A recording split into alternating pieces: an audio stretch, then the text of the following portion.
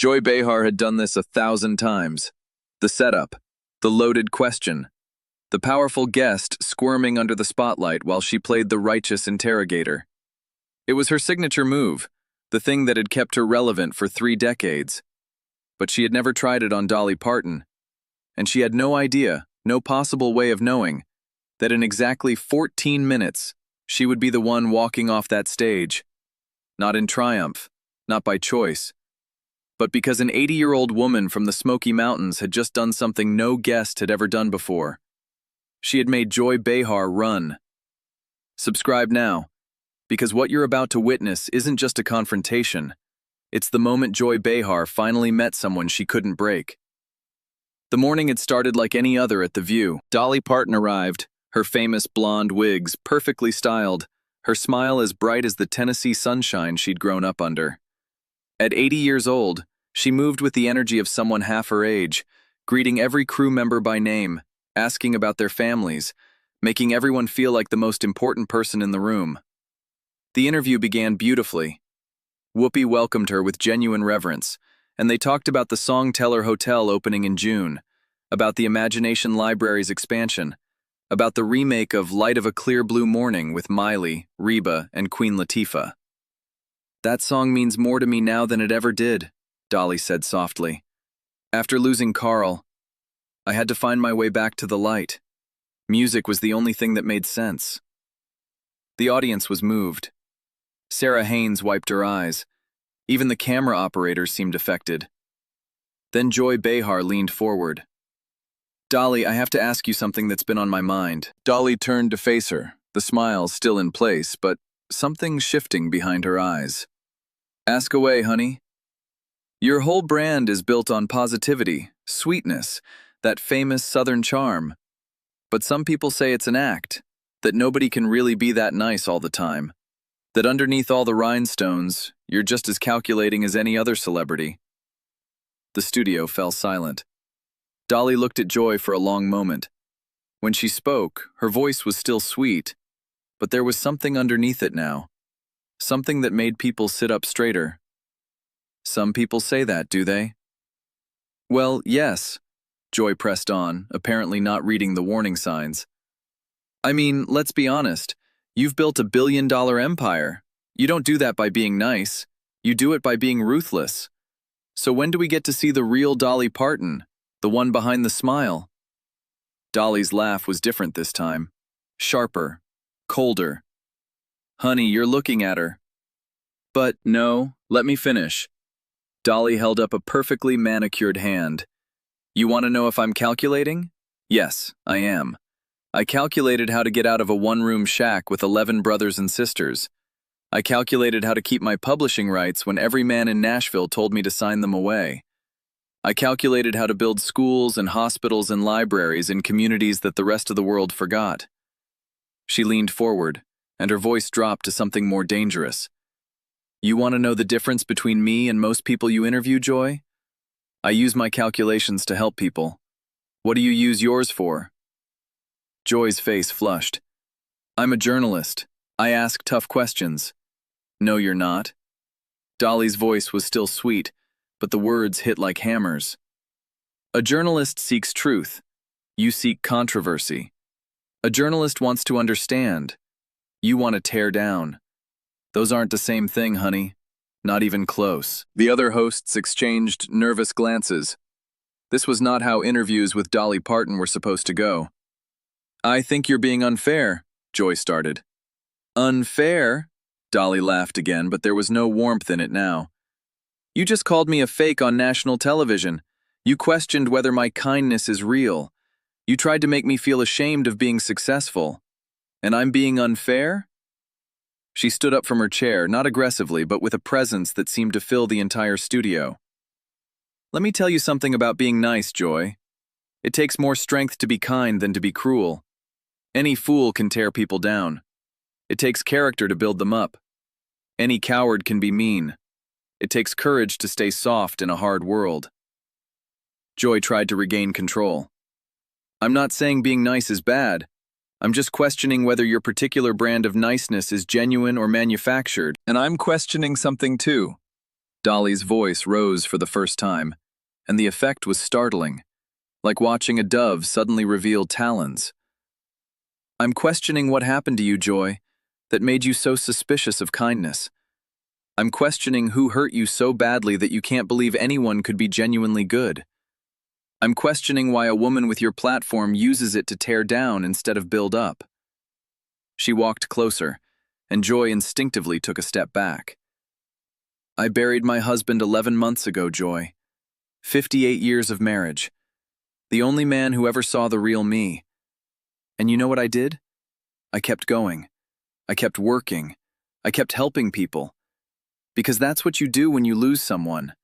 You honor them by living the values they loved about you. Her voice cracked slightly, but she pressed on. Carl loved that I was kind. He loved that I helped people. He loved that I stayed soft when the world tried to make me hard. So every time I write another check to the Imagination Library, every time I visit another sick child in the hospital, every time I smile at someone who's trying to tear me down, I'm honoring him. I'm being the person he fell in love with. She looked at Joy with something approaching pity. Who are you honoring with your cruelty, Joy? Who taught you that being mean was a virtue? Who made you think that kindness was something to be suspicious of? Joy's mouth opened and closed.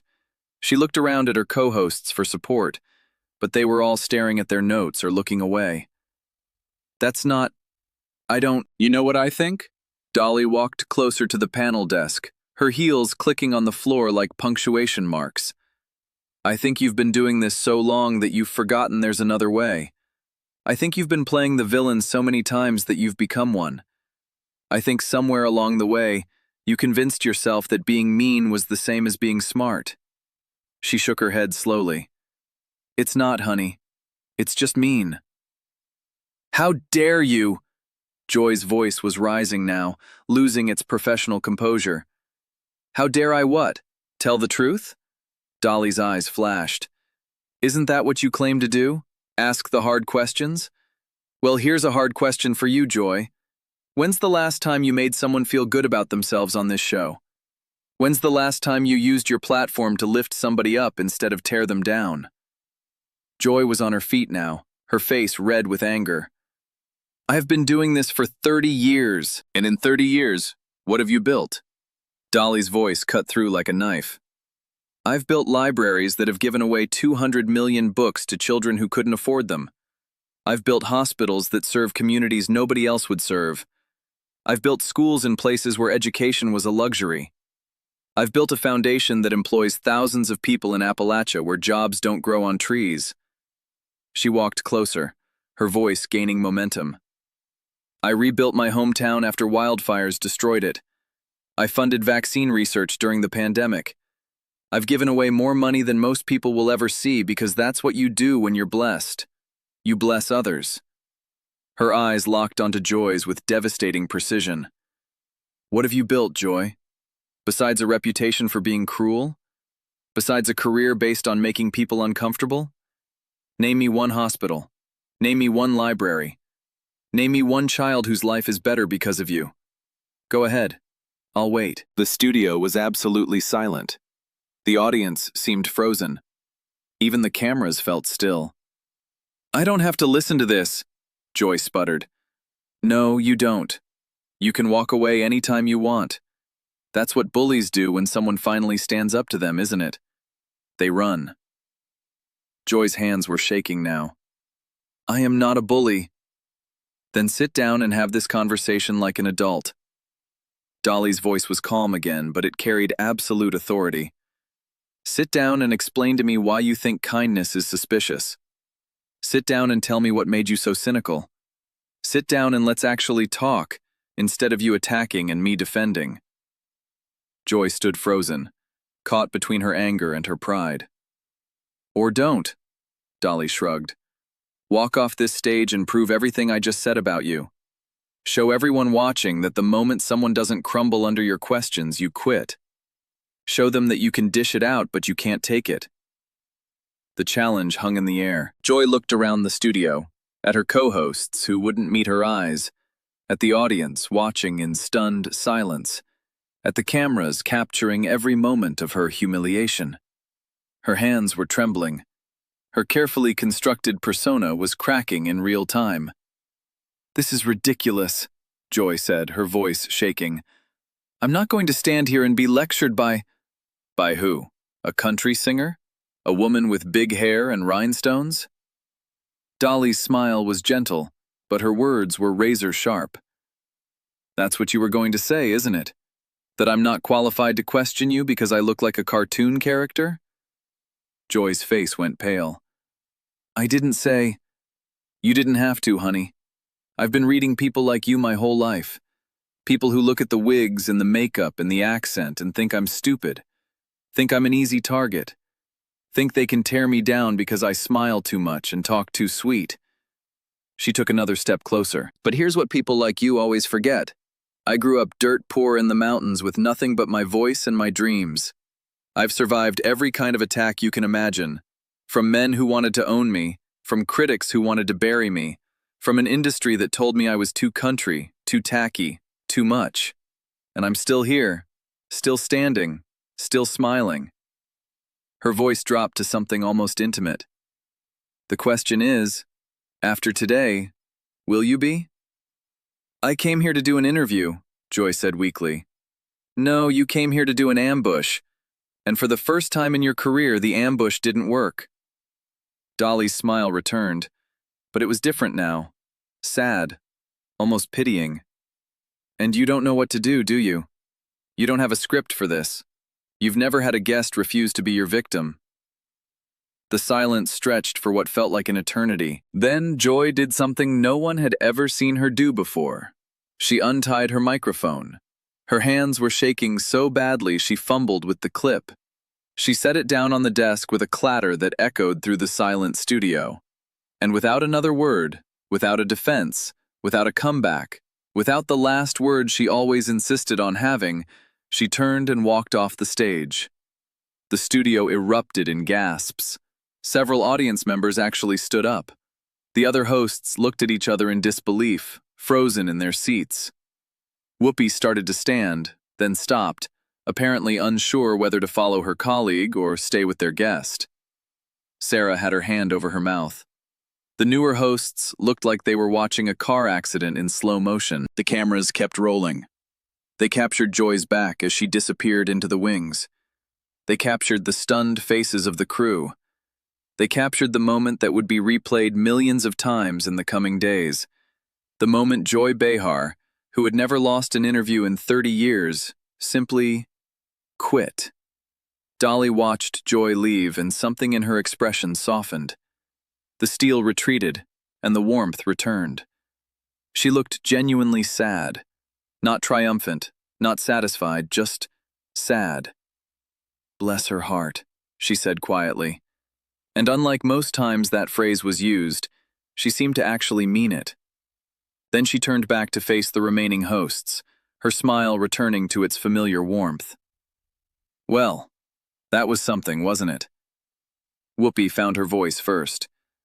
"Dolly, I'm so sorry about—" "Don't apologize for her, honey. She's grown. She made her choices." Dolly settled back into her chair as if nothing had happened, smoothing her skirt with practiced ease. "Now, where were we?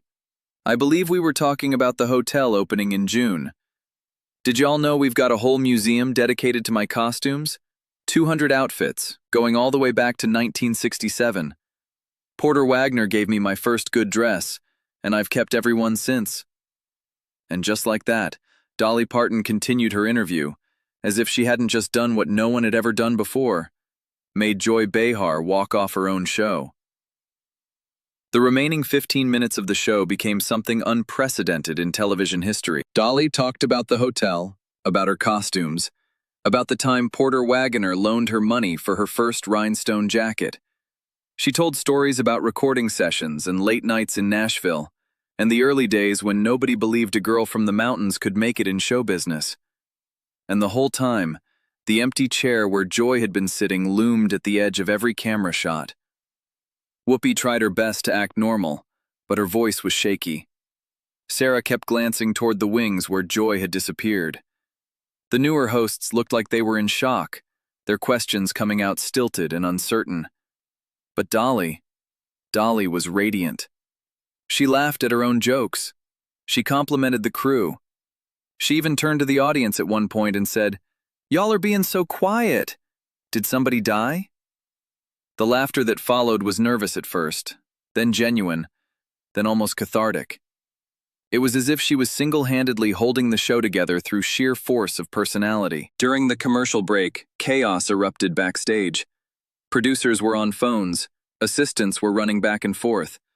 Someone said Joy had locked herself in her dressing room. Someone else said she had already left the building. The control room was in full crisis mode.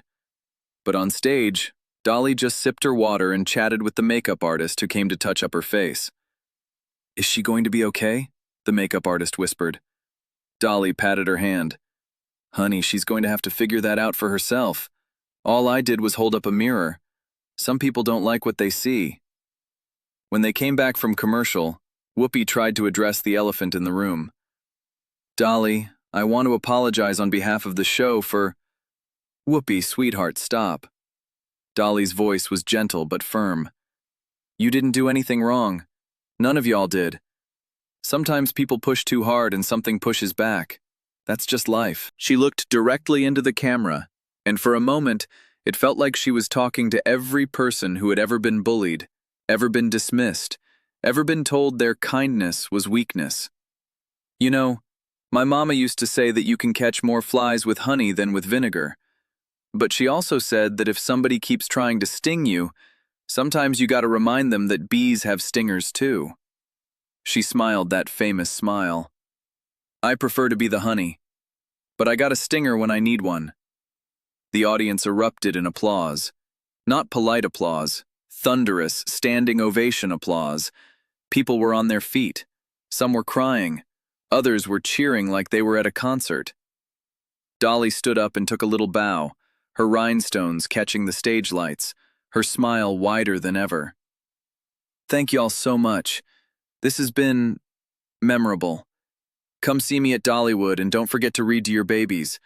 That's the real secret to everything. Just keep reading to your babies." As she walked off stage, waving, blowing kisses, stopping to hug a crying audience member in the front row, the cameras caught Whoopi wiping her eyes and Sarah Haynes shaking her head in disbelief. The show cut to commercial, but nobody watching would ever forget what they had just witnessed. The clip went viral within the hour. Within a day, it had been viewed over 50 million times. Within a week, it had spawned countless memes, think pieces, and parodies. "Bless her heart" became the most used phrase on social media. T-shirts appeared with Dolly's face and the words, "I got a stinger when I need one." But what struck people most wasn't the confrontation itself. It was how Dolly had handled the aftermath. No gloating. No victory lap. She had simply continued being Dolly, talking about costumes and books and babies, while the woman who had tried to tear her down fled the stage in humiliation. That, more than anything, was the lesson people took away. You didn't have to become cruel to defeat cruelty. You didn't have to lose yourself to stand your ground. You could win and still be kind. You could fight and still be graceful. As for Joy Behar, she didn't appear on The View for 3 days. When she returned, she offered a brief apology to anyone who was offended, but notably did not apologize to Dolly directly. Viewers noticed a change in her demeanor afterward, a hesitation, a pulling back, as if she had finally met the one person she couldn't intimidate. Dolly herself never mentioned the incident again. When asked about it in subsequent interviews, she simply smiled and said, "Oh, honey, that's old news. Let's talk about something happy." Because that was Dolly's final lesson. You could stand up for yourself without losing yourself. You could fight back without becoming the thing you were fighting against. Kind, gracious, unstoppable, and absolutely, positively, not to be underestimated. What did you think of this incredible confrontation? Was Dolly right to push back, or did she go too far? Drop your thoughts in the comments and subscribe for more stories that will absolutely blow your mind.